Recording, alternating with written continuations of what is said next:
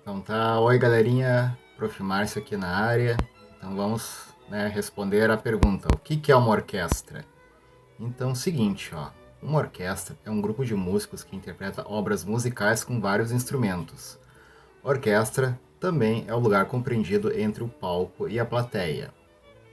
O termo provém da língua grega e significa lugar para dançar.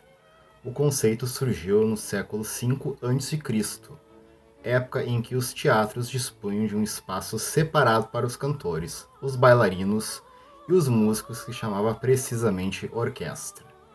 No século V a.C., quando existiam as apresentações teatrais, esse termo orquestra era utilizado para descrever um espaço circular ou mesmo semicircular que se localizava perto da plateia.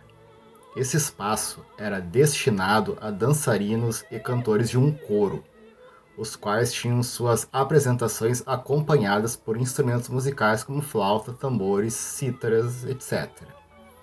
Uma orquestra pode contar com variados tipos de instrumentos, que sejam necessários para um determinado tipo de música. Uma orquestra de músicos pode ter diversas composições. Em geral, compreende 4 grupos de instrumentos: as cordas, que incluem violinos, violoncelos, violas, contrabaixos, harpas e pianos; as madeiras, flautas, flautins, oboés, clarinetes, fagotes, contrafagotes e cornes ingleses; os metais, trombones, trompetes, trompas e tubas; e os instrumentos de percussão, tímpanos, pratos, entre outros. Em inglês, usa-se o termo orchestra, com CH. A orquestra sinfônica ou filarmônica é aquela que tem cerca de 80 músicos e que inclui instrumentos de todas as famílias, cordas, madeiras, metais e percussões. Os historiadores acham que as primeiras orquestras sinfônicas nasceram nas cidades de Mannheim e Viena, na Áustria. No século XIX, as orquestras filarmônicas começaram a incluir a figura do maestro, que é a pessoa que se encarrega de manter o tempo da obra e de indicar a entrada de cada instrumento para que a peça seja interpretada na perfeição. Por exemplo, Daniel Barenboim e Zubin Mehta são alguns dos maestros mais famosos da atualidade. Mas como aqui estamos falando da música clássica nos desenhos animados, então eu vou mostrar um trechinho que apareceu já no início do desenho do Pernalonga, que eles fazem tipo uma homenagem, sátira, homenagem a um grande maestro famoso inglês que se chama Leopold. Então, se alguns já viram na TV ou não, depois mais pra frente eu vou falar um pouquinho desse Leopold. Então, voltando, a orquestra de câmara, por último, é formada por um pequeno número de músicos, por norma, menos de 20. Nessas orquestras predominam os instrumentos de corda. A noção de câmara refere-se ao fato dos músicos caberem num pequeno salão. Na Idade Média, não era comum o uso em conjuntos de diferentes instrumentos musicais. Isso só veio se tornar mais costumeiro a partir do século XVII, quando os compositores da Europa resolveram testar a combinação de sons diferentes e com diferentes instrumentos musicais. Em 1607, por exemplo, conta-se que uma orquestra com poucos instrumentistas fora usada na estreia de Orfeu. Orfeu é uma ópera bem famosa, uma das primeiras óperas daquela época, qual fora escrita por Claudio Monteverdi, um compositor da Itália. Mas foi na Alemanha que a orquestra moderna teve o seu desenvolvimento, sendo isso por volta do século XVIII. Nesse período, foram definidos 4 grupos de instrumentos. Numa orquestra, Nem sempre se utilizam instrumentos com sonoridade mais individualizada como alaúde ou cravo. Isso também acontece no caso de instrumentos como a clarineta, também conhecida como clarinete. Há o uso do termo orquestra no sentido figurativo para descrever um tipo de concordância, ou seja, quando duas ou mais pessoas entram num acordo, combinam algo, por exemplo, os dois empresários orquestraram uma aliança para que ambas as empresas saíssem no lucro.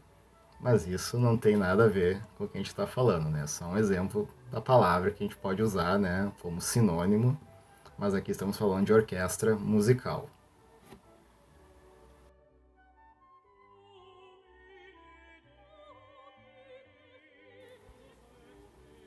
Agora então eu vou passar umas fotos e mostrar e explicar melhor, né, os instrumentos da orquestra. Então vamos lá, gurizada.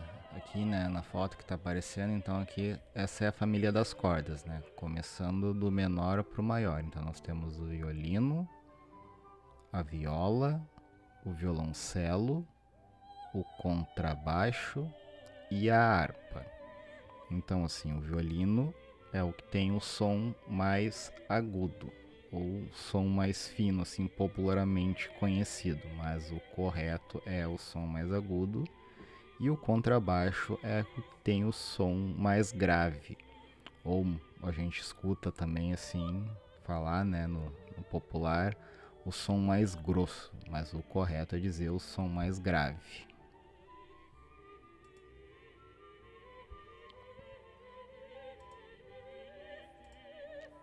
Então aqui nós temos os instrumentos da família dos metais, onde geralmente os mais famosos aqui é o trompete, o trombone e a tuba.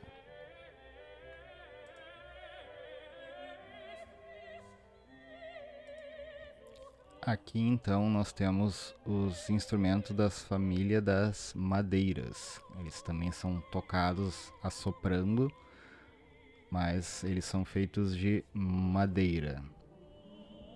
Então aqui nós temos o clarinete, o fagote, o oboé e a flauta transversa.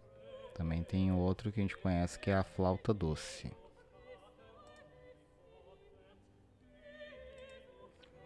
Então, para finalizar aqui, nós temos a família da percussão, né? Então ali temos os timbales, bombo, caixa de rufo, triângulo, jogo de sinos, marimba, vibrafone, gongo e pratos.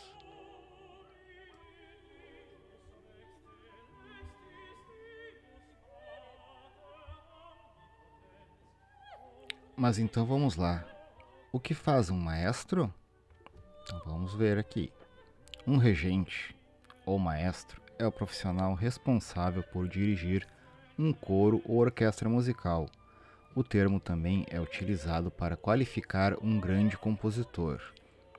Por meio de expressões gestuais, o maestro conduz o grupo de músicos em suas atividades durante um concerto, bem como o ritmo da melodia e tom das notas musicais, para que exista sintonia durante a execução da música.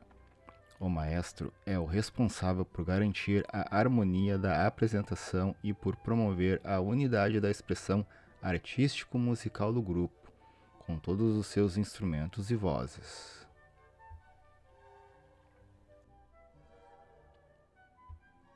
E essa então é a posição que a orquestra se apresenta quando está em cima do palco.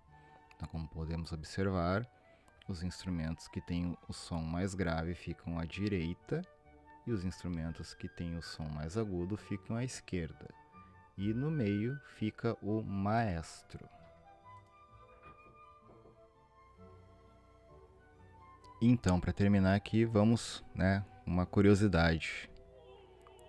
O Pernalonga está imitando um maestro, né? Esse maestro, de fato, ele existiu. Então vamos lá, vamos saber. O nome dele é Leopold Stokowski. Ele nasceu em Londres e regeu a Orquestra Filarmônica NBC, Filarmônica de Nova York. Então ele, né, foi um maestro de verdade, que trabalhou, né, de regendo a orquestra. E daí o desenho fez um tipo de homenagem, né? Usando perna longa como se fosse o Leopoldo.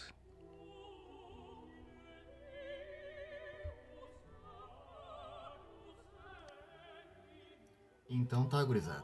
Espero que vocês tenham curtido. Essa foi a nossa aula sobre orquestra e o maestro. E a gente se vê na próxima aula. Falou!